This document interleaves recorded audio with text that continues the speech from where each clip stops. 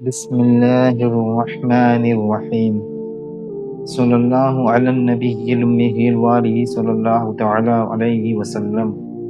باب نمبر 1، حضرت ابو محمد امام جعفر صادق رحمۃ اللہ علیہ کے حالات و مناقب۔ تعارف: آپ کا اسم گرامی جعفر صادق اور کنیت ابو محمد ہے۔ آپ کے مناقب و کرامت کے متعلق جو کچھ بھی تحریر کیا جائے وہ بہت کم ہے، کیونکہ آپ امت محمدی کے لیے نہ صرف بادشاہ اور حجت نبوی کے لیے روشن دلیل ہے، بلکہ صدق و تحقیق پر عمل پیرا اولیاء اکرام کے باغ کا ثمر، آل علی سردار انبیاء کے عزیز اور صحیح معنوں میں وارث نبی ہے۔ آپ کی عظمت و شان کے اعتبار سے ان خطابات کو بھی کسی طرح غیر موجود نہیں کیا جا سکتا۔ یہ بات ہم پہلے ہی عرض کر چکے ہیں کہ انبیاء و صحابہ اور اہل بیت کے حالات اگر تفصیل کے ساتھ احاطے تحریر میں لائے جائے تو اس کے لیے علیحدہ ایک ضخیم کتاب کی ضرورت ہے۔ اس لیے ہم اپنی تصنیف میں حصول برکت کے لیے صرف انہی اولیاء اکرام کے حالات و مناقب بیان کر رہے ہیں جو اہل بیت کے بعد ہوئے، اور ان میں سے سب سے پہلے حضرت امام جعفر صادق رحمۃ اللہ علیہ کے حالات سے ابتدا کر رہے ہیں۔ حالات: آپ کا درجہ صحابہ اکرام کے بعد ہی آتا ہے، لیکن اہل بیت میں شمولیت کی وجہ سے نہ صرف باب طریقت میں ہی آپ سے ارشادات منقول ہے، بلکہ بہت سی روایتیں بھی ہیں، اور انہی کثیر ارشادات سے بعض چیزیں بطور سعادت ہم بیان کر رہے ہیں۔ اور جو لوگ آپ کے مسلک پر عمل پیرا ہے وہ گویا 12 امام کے مسلک پر گامزن ہے، کیونکہ آپ کا مسلک 12 امام کے مسلک پر قائم ہے، اور صرف تنہا آپ ہی کے حالات و مناقب بیان کر دیے جائے تو وہ 12 اماموں کے مناقب کا ذکر تصور کیا جائے گا۔ آپ نہ صرف مجموعہ کمالات و پیشوائے مشائخ بلکہ ارباب ذوق اور اشتاق و جہات کے مقتدا بھی ہیں۔ نیز آپ نے اپنی بہت سی تصانیف میں رمز خداوندی کے بڑے اچھے پیرائے میں واضح فرمایا ہے، اور حضرت امام باقر کے بھی کثیر مناقب روایت کیے ہیں۔ غلط فہمی کا ازالہ: مصنف فرماتے ہیں کہ ان کم فہم لوگوں پر حیرت ہوتی ہے جن کا عقیدہ یہ ہے کہ اہل سنت نعوذ باللہ اہل بیت سے معاندت رکھتے ہیں، جبکہ صحیح معنوں میں اہل سنت کا اہل بیت سے محبت رکھنے والوں میں شمار ہوتا ہے، اس لیے کہ ان کے عقائد ہی میں یہ شے داخل ہے کہ رسول خدا پر ایمان لانے کے بعد ان کی اولاد سے محبت کرنا لازمی ہے۔ امام شافعی پر الزام: کس قدر تعصب آمیز بات ہے کہ اہل بیت ہی کی محبت کی وجہ سے امام شافعی کو رافضی کا خطاب دے کر قید و بند کی صعوبتوں میں ڈال دیا گیا، جس کے متعلق امام صاحب خود اپنے ہی ایک شعر میں اشارہ فرماتے ہیں کہ اگر اہل بیت سے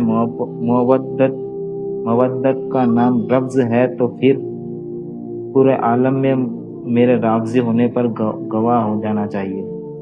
اگر بالفرض اہل بیت اور صحابہ اکرام سے محبت کرنا ارکان ایمان میں داخل نہ بھی ہو، تب بھی ان سے محبت کرنے اور ان کے حالات سے باخبر رہنے میں کیا حرج واقع ہوتا ہے؟ اس لیے ہر اہل ایمان کے لیے ضروری ہے کہ جس طرح حضور اکرم کے مراتب سے آگاہی حاصل کرتا ہے، اسی طرح خلفائے راشدین اور دیگر صحابہ اکرام اور اہل بیت کے مراتب کو بھی حسب مراتب افضل تصور کرے۔ سنی کی تعریف: صحیح معنوں میں اسی کو سنی کہا جا سکتا ہے جو حضور اکرم سے رشتہ رکھنے والوں میں سے کسی کی فضیلت کا بھی منکر نہ ہو۔ ایک روایت ہے کہ کسی نے حضرت امام ابو حنیفہ سے دریافت کیا کہ نبی کریم صلی اللہ تعالیٰ علیہ وآلہ وسلم کے متعلقین میں سب سے زیادہ افضل کون ہے؟ آپ فرمایا کہ بوڑھوں میں حضرت صدیق اکبر اور حضرت عمر، اور جوانوں میں حضرت عثمان اور حضرت علی، اور عورتوں میں حضرت عائشہ صدیقہ اور لڑکیوں میں حضرت فاطمہ الزہرا رضی اللہ تعالی عنہما ہے۔ عظمت اولیاء کا اظہار۔ خلیفہ منصور نے ایک شب اپنے وزیر کو حکم دیا کہ جعفر صادق کو میرے روبرو پیش کرو تاکہ میں ان کو قتل کر دوں۔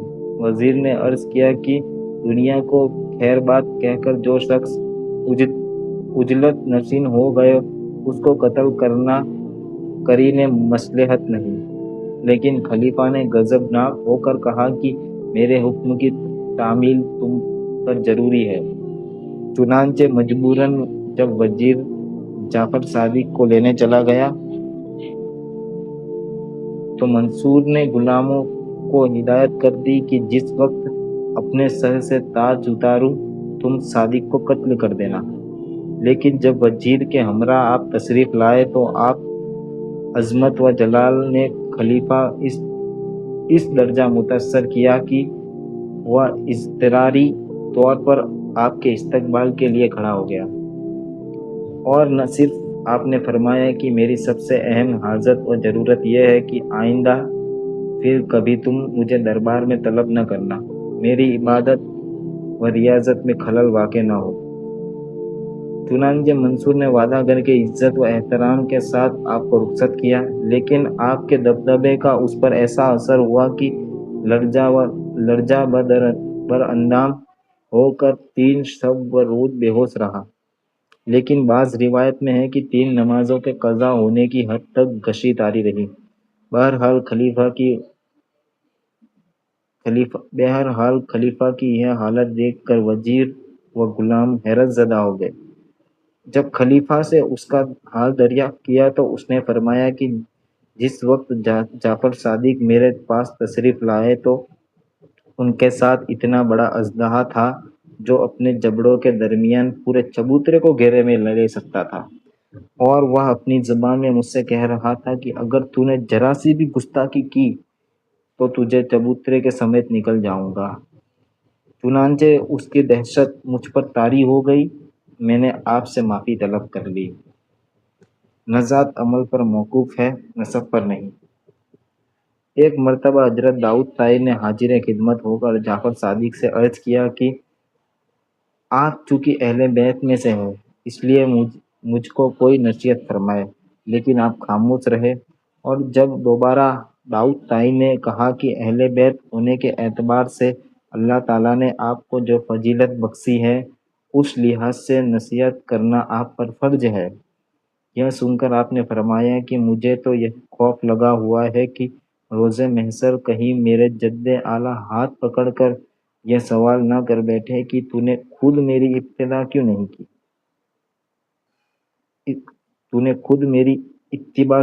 کی، اس لیے کہ نجات کا تعلق نسب سے نہیں بلکہ اعمال صالحہ پر موقوف ہے۔ یہ سن کر داؤد طائی کو بہت عبرت ہوئی۔ اللہ تعالیٰ سے عرض کیا کہ جب اہل بیت پر خوف کے غلبہ کا یہ عالم ہے تو میں کس گنتی میں آتا ہوں اور کس چیز پر فخر کر سکتا ہوں۔ نفاق سے نفرت۔ جب تاریک دنیا ہو گئے جب آپ تاریک دنیا ہو گئے تو حضرت ابو سفیان سوری نے حاضر خدمت ہو کر فرمایا مخلوق آپ کے تعریف الدنیا ہونے سے آپ کے فیوج عالیہ سے محروم ہو گئی۔ آپ نے اس کے جواب میں شعر پڑھا جس کا ترجمہ یہ ہے، کسی جانے والے انسان کی طرح وفا بھی چلی گئی اور لوگ اپنے خیالات میں ڈوبے رہ گئے۔ اگرچہ دکھاوٹی لوگوں سے پیار اور وفا کا اظہار کرتے ہیں لیکن ان کے دلوں میں بچھو بھرے پڑے ہیں۔ ظاہر مخلوق کے لیے اور باطن خالق کے لیے۔ ایک دفعہ آپ کو بیش بہا لباس میں دیکھ کر کسی نے اعتراض کیا کہ ایسا قیمتی لباس اہل بیت کے لیے مناسب نہیں، تو آپ نے اس کا ہاتھ پکڑ کر اپنی آستین پر پھیرا تو آپ کا لباس ٹاٹ سے بھی زیادہ کھردرا محسوس ہوا۔ اس وقت آپ نے فرمایا مخلوق کی نگاہوں میں تو یہ عمدہ لباس ہے لیکن حق کے لیے یہی کھردرا ہے۔ دانشمند کون ہے؟ ایک مرتبہ آپ نے امام ابو حنیفہ سے سوال کیا کہ دانش مندی کی کیا تعریف ہے؟ امام صاحب نے جواب دیا کہ جو بھلائی اور برائی میں امتیاز فرق کر سکے۔ آپ نے کہا کہ یہ امتیاز تو جانور بھی کر لیتے ہیں، کیونکہ ان کی خدمت کرتا ہے ان کو ایجا ہانی نقصان نہیں پہنچاتے، جو تکلیف دیتا ہے اس کو کاٹ کھاتے ہیں۔ امام ابو حنیفہ نے پوچھا کہ پھر آپ کے نزدیک دانش مندی کی کیا علامت ہے؟ جواب دیا کہ جو دو بھلائیوں میں سے بہتر بھلائی کو اختیار کرے اور دو برائیوں میں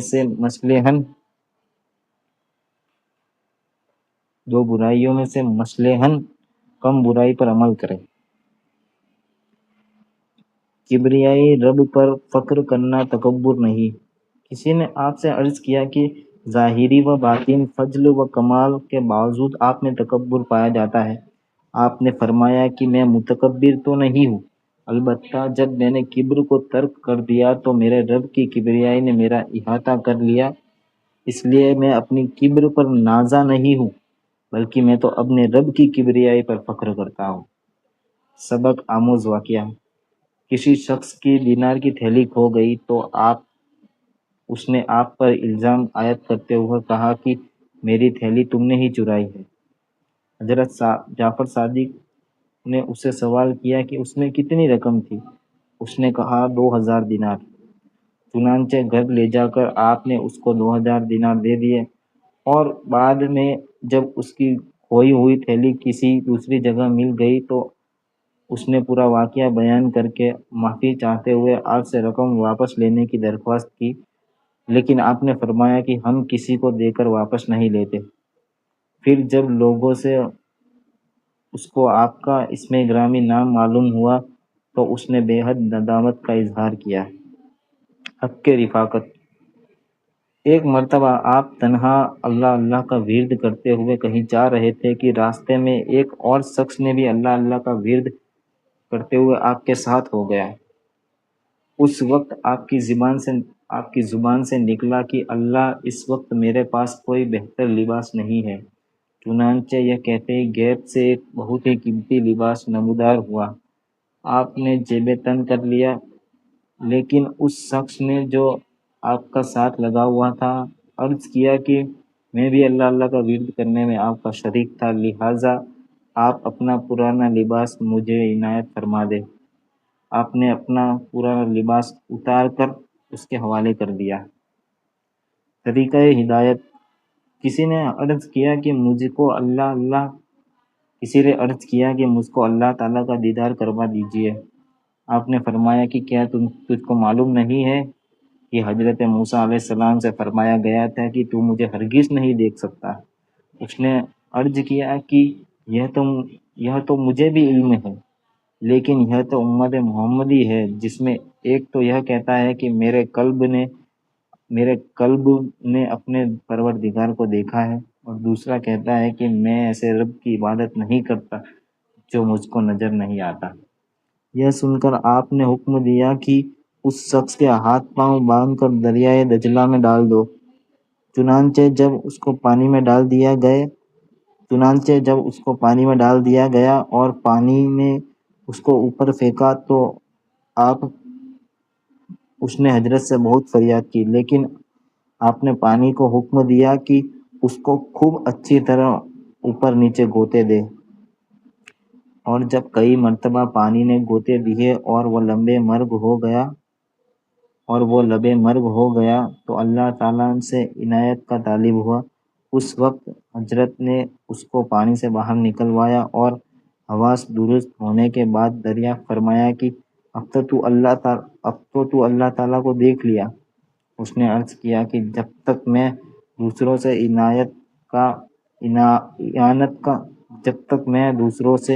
اعانت کا طلبگار رہا، اس وقت تک تو میرے سامنے ایک حجاب سا تھا، لیکن جب اللہ تعالیٰ سے اعانت کا طالب ہوا تو میرے قلب میں ایک سوراخ نمودار ہوا اور پہلا سا اضطراب ختم ہو گیا، جیسا کہ باری تعالیٰ کا قول ہے کہ کون ہے جو حاجت مند کے پکارنے پر اس کا جواب دے۔ آپ نے فرمایا کہ جب تک تو نے صادق کو آواز دی اس وقت تک تو جھوٹا تھا، اور جب اب قلبی سوراخ کی حفاظت کرنا۔ ارشادات فرمایا، جو شخص کہتا ہے کہ اللہ تعالیٰ کسی خاص شے پر موجود ہے یا کسی شے سے قائم ہے، وہ کافر ہے۔ فرمایا کہ جس معصیت کے قبل انسان میں خوف پیدا ہو، وہ اگر توبہ کر لے تو اللہ تعالیٰ اس کا قرب حاصل ہوتا ہے، تو اس کو اللہ تعالیٰ کا قرب حاصل ہوتا ہے۔ اور جس عبادت کی ابتدا معمول رہنا اور آخر میں خود بینی پیدا ہونا شروع ہو، تو اس کا نتیجہ بعد الہی کی شکل میں نمودار ہوتا ہے۔ جو شخص عبادت پر فخر کرے وہ گناہ گار رہے، جو معصیت پر اظہار کرے ندامت کرے وہ فرما بردار ہے۔ کسی نے آپ سے سوال کیا کہ صبر کرنے والے درویش اور شکر کرنے والے مالدار میں آپ کے نزدیک افضل کون ہے؟ آپ نے فرمایا کہ صبر کرنے والے آپ نے فرمایا کہ توبہ کرنے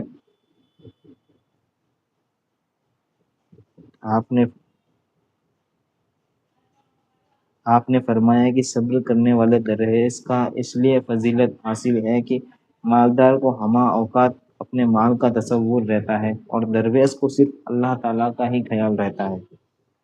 جیسا کہ اللہ تعالیٰ کا قول ہے کہ توبہ کرنے والے ہی عبادت گزار ہے۔ آپ فرماتے ہیں کہ ذکر الہی کی تعریف یہ ہے کہ جس میں مشغولیت کے بعد دنیا کی ہر شے کو بھول جائے، کیونکہ اللہ تعالیٰ کی ذات ہر شے کا نابودل ہے۔ آپ کا قول ہے کہ اللہ تعالیٰ جس کو چاہتا ہے اپنی رحمت سے خاص کر لیتا ہے، یعنی اسباب و وسائل ختم کر دیے جاتے ہیں تاکہ یہ بات واضح ہو جائے کہ عطائے الہی بلا واسطہ ہے نہ کہ بالواسطہ۔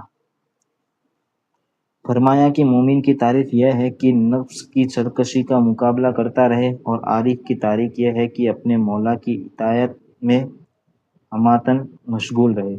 فرمایا کہ صاحب کرامت وہ ہے جو اپنی ذات کے لیے نفس کی سرکشی سے آمادہ بزنگ رہے، کیونکہ نفس سے جنگ کرنا اللہ تعالیٰ کی رسائی کو موجب ہوتا ہے۔ فرمایا کہ اوصاف مقبولیت میں سے وصف الہام بھی ہے۔ جو لوگ دلائل سے الہام کو بے بنیاد قرار دیتے ہیں وہ بددین ہیں۔ فرمایا کہ اللہ تعالیٰ نے اپنے بندے میں اس سے بھی زیادہ پوشیدہ ہے جتنا کہ رات کی تاریکی میں سیاہ پتھر پر چینٹی رینگتی ہے۔ فرمایا کہ عشق الہی نہ تو اچھا ہے نہ برا۔ فرمایا کہ مجھ پر رموز حقیقت اس وقت کھلے جب میں خدا کا خود دیوانہ ہو گیا۔ فرمایا کہ نیک بختی کی علامت یہ ہے کہ عقل مند دشمن سے واسطہ پڑ جائے۔ فرمایا کہ 5 لوگوں کی صحبت سے اجتناب کرنا چاہیے۔ اول جھوٹے سے، کیونکہ اس کی میت فریب میں مبتلا کر دیتی ہے۔ 2 بیوقوف سے، کیونکہ جس قدر وہ تمہاری منفعت نفع چاہے گا اسی قدر نقصان پہنچائے گا۔ سوم کنجوس سے، کیونکہ اس کی صحبت بہترین وقت رائیں گا بیکار ہو جاتا ہے۔ 4 بزدل سے، کیونکہ یہ وقت پڑنے پر ساتھ چھوڑ دیتا ہے۔ 5 فاسق سے، کیونکہ ایک نوالے کی تمام لالچ میں کنارہ کش ہو کر مصیبت میں مبتلا کر دیتا ہے۔ فرمایا کہ اللہ تعالیٰ نے دنیا ہی میں فردوس و جہنم کا نمونہ پیش کر دیا ہے، کیونکہ آسائش جنت ہے اور تکلیف جہنم، اور جنت کا صرف وہی حقدار ہے جو اپنے تمام امور کام اللہ تعالیٰ کو سونپ دے، اور دوزخ اس کا مقدر ہے جو اپنے امور کام سرکر نفس کے حوالے کر دے۔ فرمایا کہ اگر معاندین دشمنوں کی صحبت سے اولیاء اکرام کو ضرر نقصان پہنچ سکتا ہے تو فرعون سے آسیہ کو پہنچتا، اور اگر اولیاء کی صحبت دشمن سے نفع دینے والی ہوتی تو سب سے پہلے حضرت نوح اور حضرت لوط کی ازدواج کو فائدہ پہنچتا، لیکن قبض اور بسط کے سوا کچھ بھی نہیں ہے۔ اعتذار، افسوس، گو آپ کے فضائل و ارشادات بہت زیادہ ہیں، لیکن طوالت کے خوف سے حصول سعادت کے پیش نظر بہت تھوڑے بیان کر دیے گئے ہیں۔